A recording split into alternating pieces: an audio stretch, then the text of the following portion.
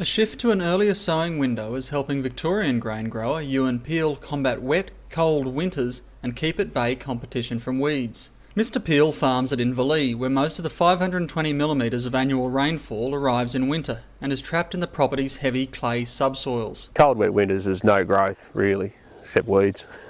Crops don't seem to, look, they do grow, but not as well as you'd like. So we've pulled our sowing times forward to try and capture the warmer conditions in the late autumn, and yeah, that means that we can get better soil temp, better air temp, and that equals quicker growth, quicker establishment and better weed control.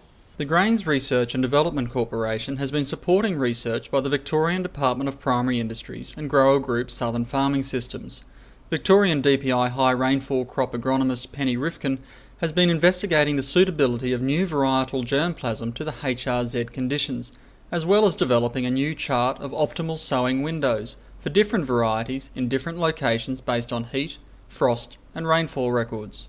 Mr Peel is now sowing 2 weeks earlier, with seeding now complete by the end of May instead of mid-June. At the start of sowing, the soil temperature is now 8 to 10 degrees instead of 6 to 7 degrees.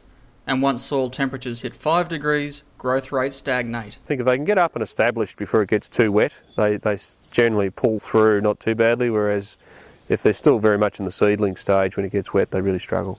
Mr Peel crops about 1,200 hectares.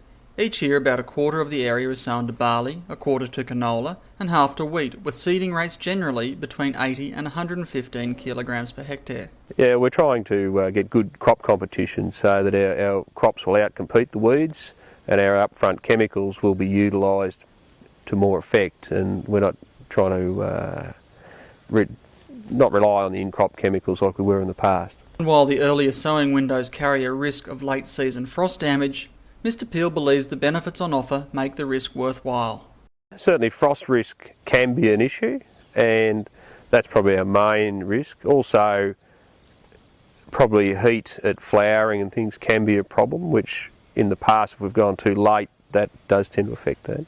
So going early we've tried to eliminate that, but probably moved more into the frost risk area. But yeah, it's a risk we think is worth taking.